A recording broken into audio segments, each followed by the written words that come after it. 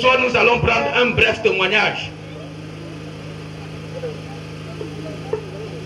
Acclamez très fort pour elle. Vous savez, elle a encore un peu de fruit. C'est une prière qu'elle a donné sa vie au Seigneur. Elle est une princesse du Seigneur. Quand on tient les mains des princesses, elle est devenue depuis hier une princesse du Seigneur. Hein? Peut-être ici, on la touchait partout. Quand elle pouvait passer là, n'importe qui dit. Maintenant, elle est une princesse du Seigneur. Elle est intouchable. Elle est devenue intouchable depuis hier. Nous allons écouter son témoignage. Alléluia. Alléluia. Et chers frères et sœurs en Christ, rendons vraiment grâce à Dieu. Depuis hier,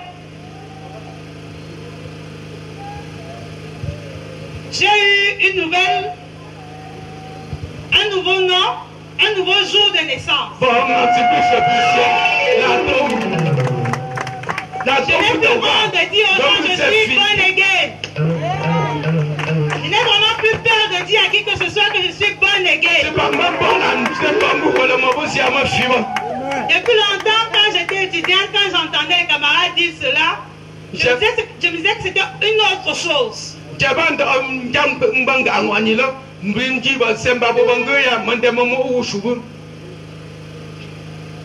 Je suis dans une famille chrétienne, église évangélique. Famille chrétienne, mission protestante. Et depuis la classe de 4e, j'ai la conviction qu'un Dieu existe.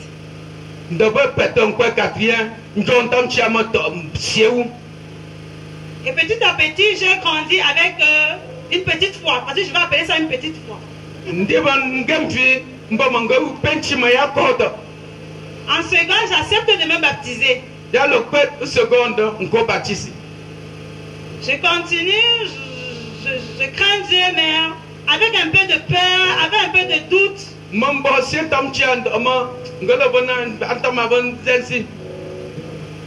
J'ai réussi au diplôme, je suis à l'université. Avec toujours une petite foi, j'obtiens ma licence. Parce que c'est venu le moment de chercher le travail ou d'avoir un mari.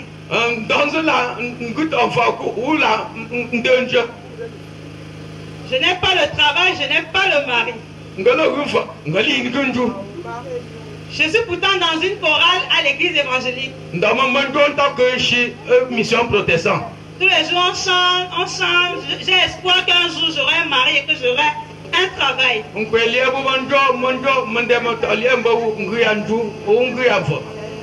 Mais je ne servais pas vraiment le Seigneur comme il le fallait. Quelque part, j'avais toujours un peu de crainte. J'avais toujours la crainte pour le Seigneur, mais quelque chose me retenait encore. Mais je ne sais pas, tous les jours je prie, je pleure, mais quelque chose me retient.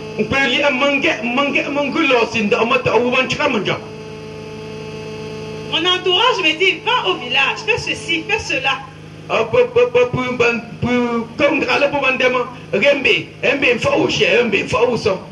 J'ai dit, maman, je ne peux pas. J'ai dit, mes frères, mes soeurs, je ne peux pas. J'ai obtenu la licence en 2011.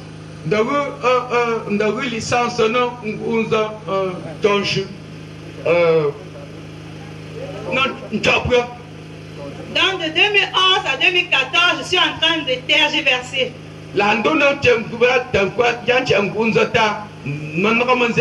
Je ne sais pas s'il faut aller au village faire les sacrifices pour avoir et le travail et le mari.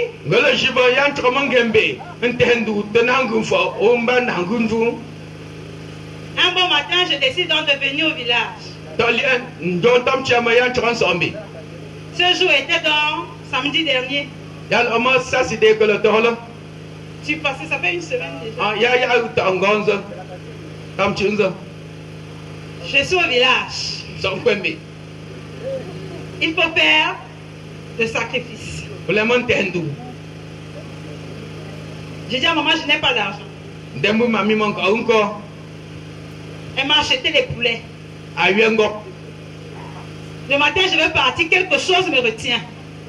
2 jours, 3 jours, 4 jours. La poule meurt.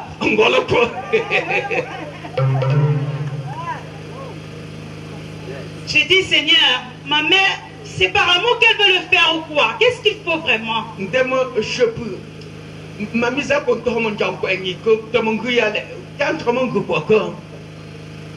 J'avais 7000 francs sur moi.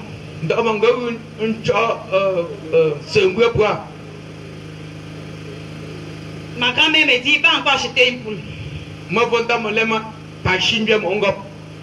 Je suis parti acheter la poule dimanche, le jour du marché. À mon arrivée au village, j'ai vu les banderoles.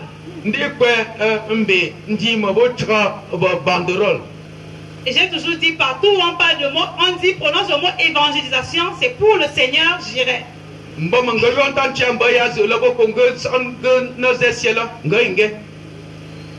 Dimanche soir, j'étais là, j'ai vraiment dansé toute la soirée avec vous ici.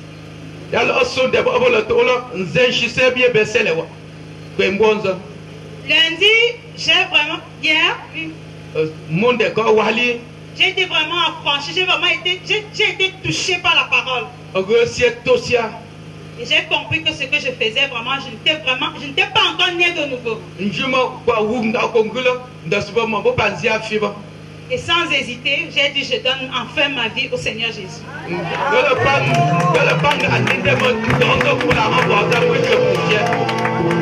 Je retourne à la maison ce matin.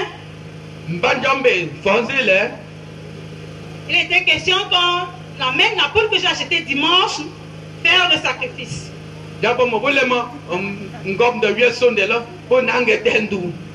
J'ai dit, maman, j'offre cette poule à mon petit cousin. À mon petit cousin. Elle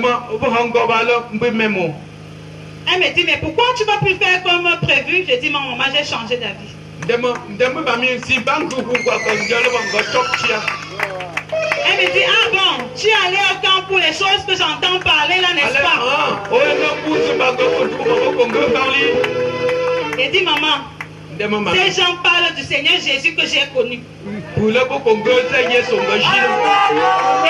longtemps, j'hésitais. Mais à partir de ce matin, je décide de ne plus faire ça. J'ai donné ma vie au Seigneur Jésus. Et il a dit dans sa parole que je lis tous les jours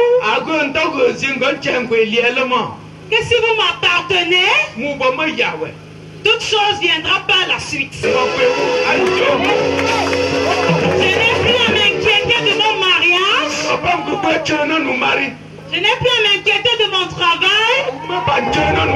Je sais que le Seigneur me donnera tout au nom de Jésus-Christ. Je lui rends grâce. Je lui dis merci parce qu'il m'a amené au village ces jours-ci. Ces jours restera gravé dans ma mémoire. Mais vraiment, je suis désolée parce que ce matin, je vais partir. Mais je sais que le Seigneur a fait quelque chose de très important pour moi.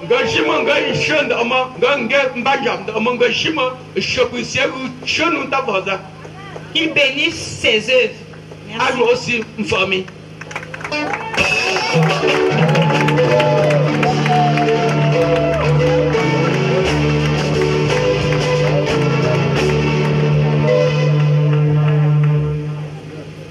Je vais, s'il vous plaît,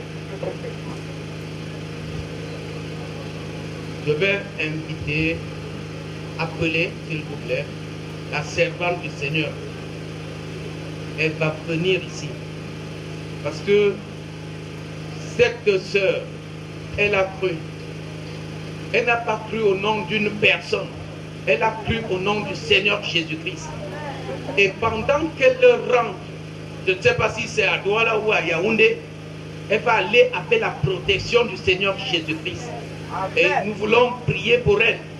Que ce feu qui a été allumé sur elle hier. Mais elle ira quoi? Qu'elle continue à témoigner le Seigneur Jésus-Christ et que ce message qu'elle a porté en elle ne s'éteigne pas. Qu'elle aussi, elle aille dans les ténèbres dire aux gens de suivre son chemin. À servante du Seigneur. Amen.